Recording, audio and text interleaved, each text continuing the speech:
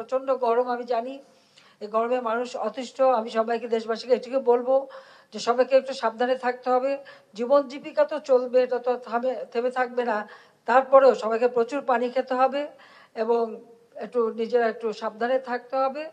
কারণ এটা শুধু বাংলাদেশ না, আমি এইমাত্র থাইল্যান্ড থেকে এসেছি, সেখানে দেখি একই অবস্থা, আরও প্রচণ্ড গরম, আগুনের মতো এক অবস্থা। এবং পুরা আমাদের সাউথ ইস্ট এশিয়া সহ অন্যান্য দেশগুলিতেও কিন্তু এখন এই গরম ছড়িয়ে পড়ছে।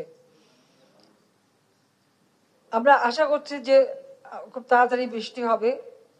তবে একটি বিষয় আবার ভালো দিক, এই গরমের কারণে হিমালয়ে বরফ গলছে, তাতে আমাদের তিস্তা নদীর পানি সাধারণভাবে এই সময় যে পরিমাণ থাকে তার দ্বিগুণ পানি আছে নদীতে। কিন্তু ওই বরফ গলা নদী, যে কটা নদী আমাদের বরফ গলা নদী, সব নদীতে কিন্তু পানির প্রবাহটা বেড়ে গেছে।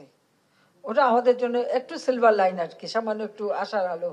আমাদের ইরিগেশন ভালো হবে। হাওরে ধান উঠে যাচ্ছে, প্রচণ্ড খরার কারণে ধানগুলি পেকে গেছে এবং সেগুলি প্রায় কাটা শেষ হওয়ার পথে, এবং এবার সেখানে আমরা বাম্পার ফলন পাবো আশা করি।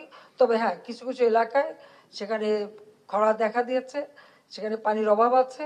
সেচের ব্যবস্থা আমরা করছি। আপনারা জানেন যে বিদ্যুৎ আমরা যে ব্যবহার করি সেচে, সেখানে আমরা ভর্তুকি দিই, আর কৃষি যান্ত্রিকীকরণ করা হচ্ছে। সেভাবে আমরা সবাইকে এটাই আহ্বান করব, আমাদের বৃক্ষরোপণ করতে হবে। পহেলা আষাঢ় থেকে আওয়ামী লীগ সবসময় বৃক্ষরোপণ করে থাকে, আমাদের কৃষক লীগের মাধ্যমে আমাদের এই বৃক্ষরোপণ কর্মসূচিটা অব্যাহত রাখতে হবে, যা আমাদের দেশের পরিবেশকে রক্ষা করবে, আমাদের পরিবেশ রক্ষা করবে। তাছাড়া এটা তো আমাদের আর্থিক ফসলও, মানুষও লাভবান হয়। আমরা সামাজিক বনায়নের মাধ্যমে বনায়ন করে থাকি।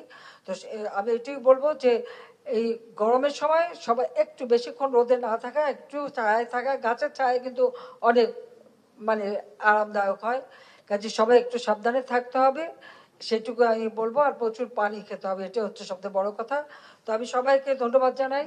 আমাদের সবার কাজ আমরা শুরু করি, ইনশাল্লাহ বাংলাদেশ এগিয়ে যাচ্ছে, এগিয়ে যাবে। আর যারা যাই কিছু বলুক, শত্রুর মুখে ছাই দিয়ে বাংলাদেশের অগ্রযাত্রা অব্যাহত থাকবে। জয় বাংলা, জয় বাংলাদেশ।